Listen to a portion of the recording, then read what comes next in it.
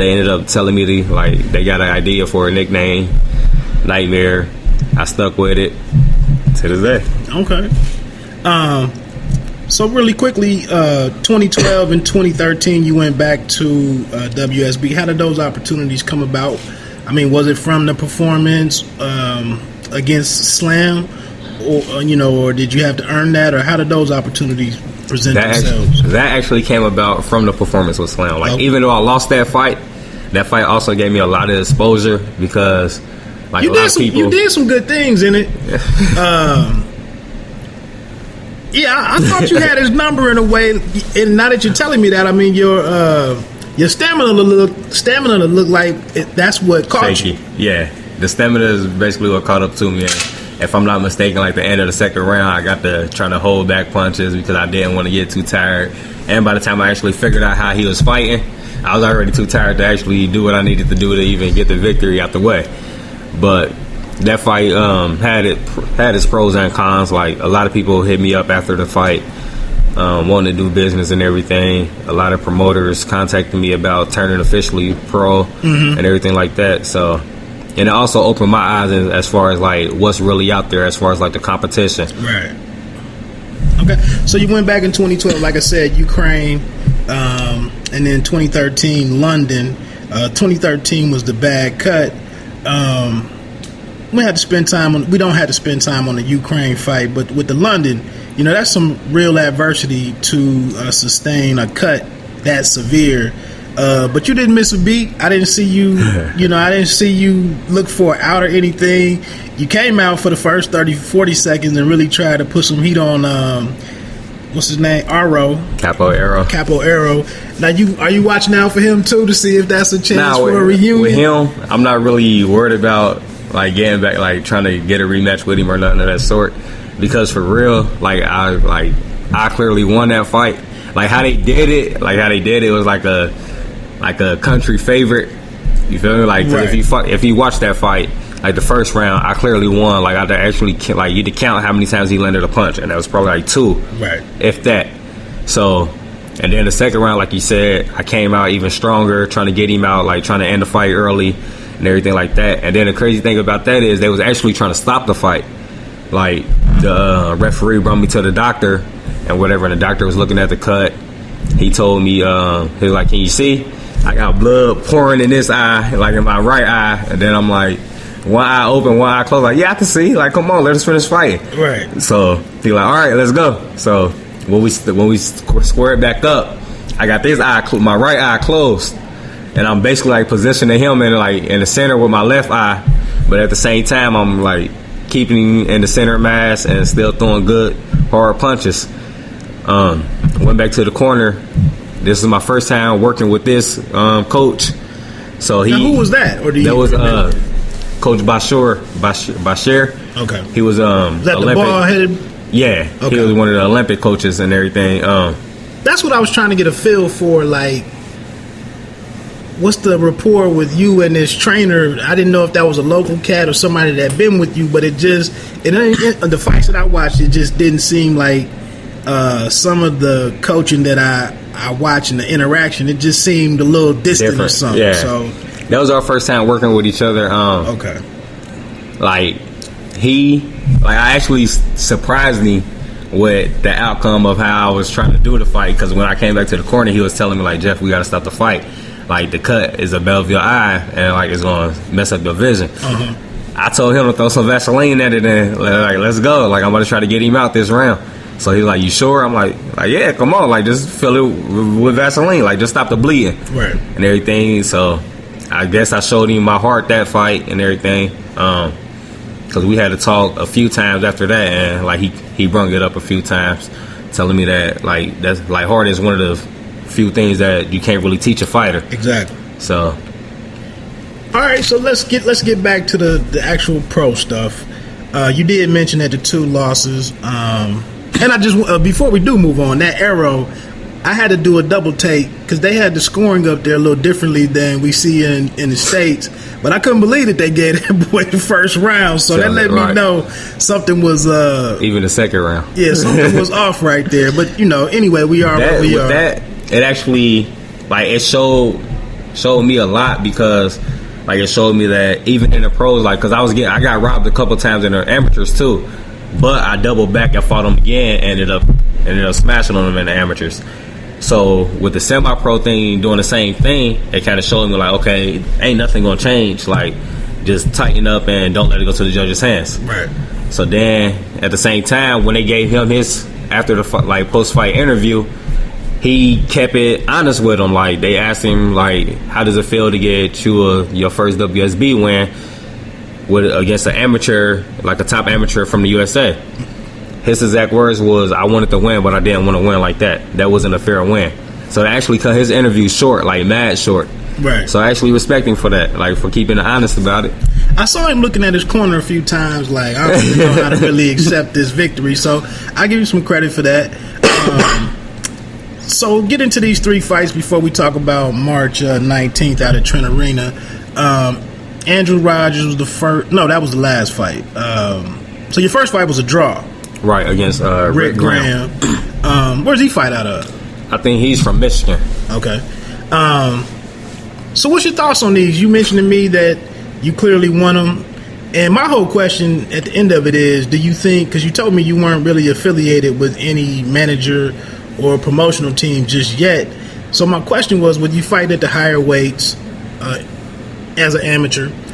And some of these decisions right here, do you think that's kind of a product of not being represented by anybody, that maybe you just out here and some things can happen to you that wouldn't necessarily happen to somebody that was under somebody's wing?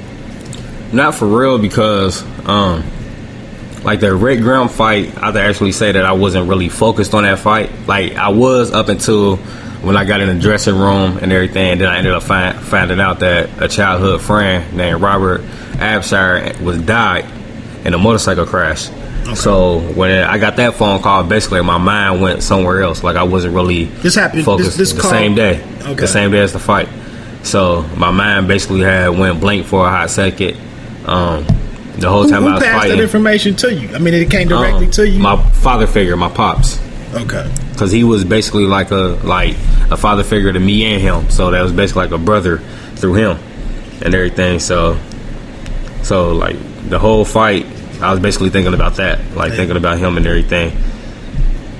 I thought it was a fight recently. I'm pretty sure it was a boxing match where the father died of, I think it was on the PBC, where a father died and they didn't tell the fighter until after the fight. I'm pretty sure that was boxing, but anyway, I'm just saying it just seems like I said, again, if you had certain handlers or people in place, maybe they would have kept that information from you at that moment, knowing what you had on the table in front of you.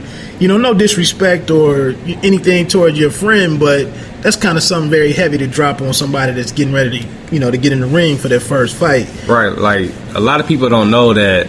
Like, a lot of people look at boxing and just automatically assume that all we do is train and get in there and fight. Exactly. Like, you have to be mentally prepared for everything, physically prepared, emotionally and everything. So, like, I think at that moment, like, it got to me just on the humble, like, and especially with me being on, like, cause at the same time he telling me, like, I'm also on Facebook, and I'm saying people posted and everything like that. So, like, that was just right there, like, just a lesson learned, because now I actually turn my phone off. I was getting ready to ask, has some different protocol been put in place? Yeah, I'll say right now I either turn my phone off or give it to one of the team camp members. Okay. Like, and just focus on everything right there.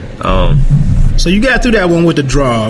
Yeah. So then we get into the 2 losses with Jafet Madrano and Andrew Rogers, and you told me you didn't agree with the judging.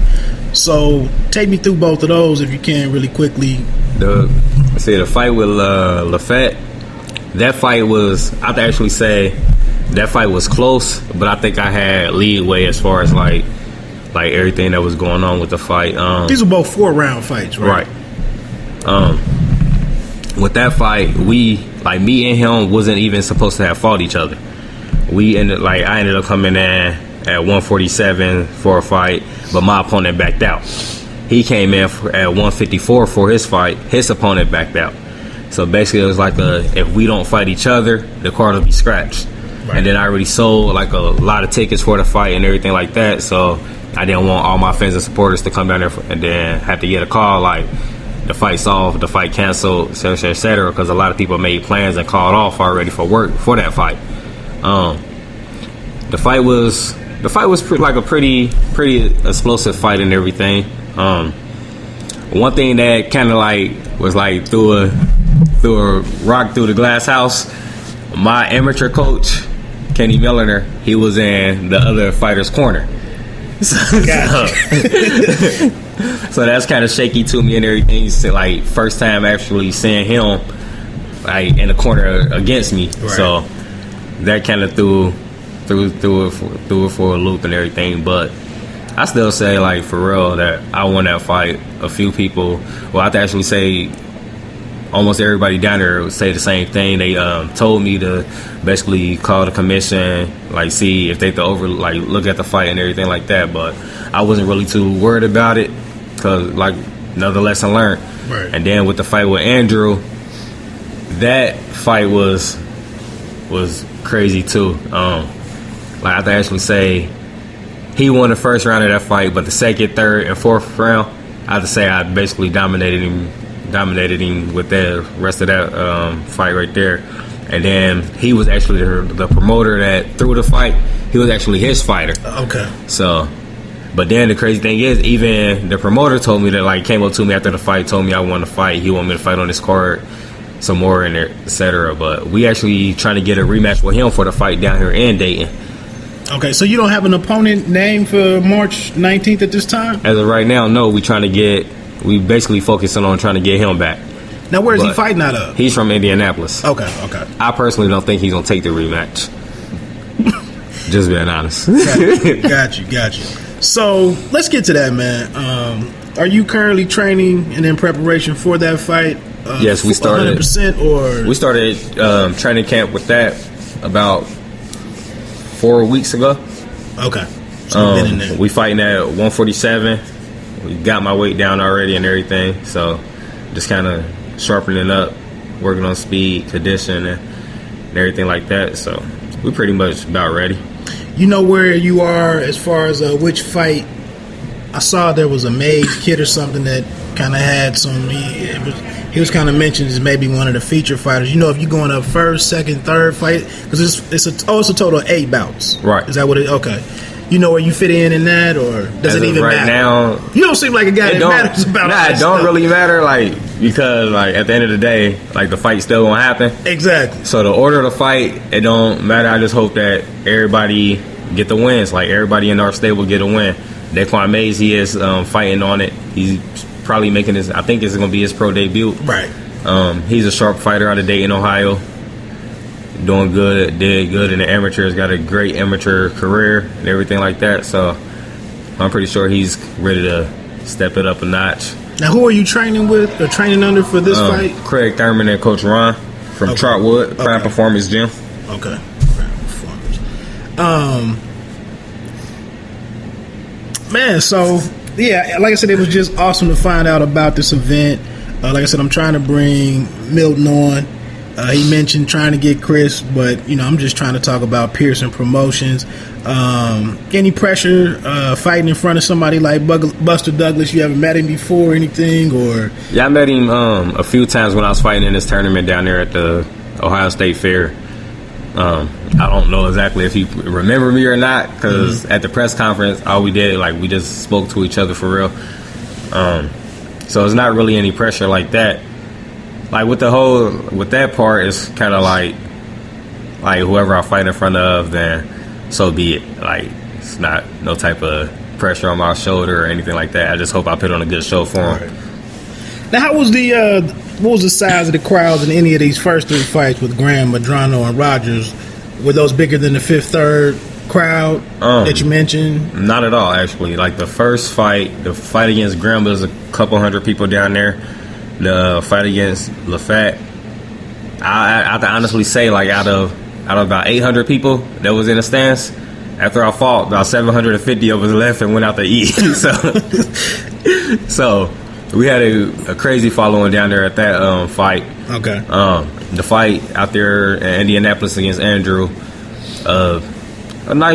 a nice handful of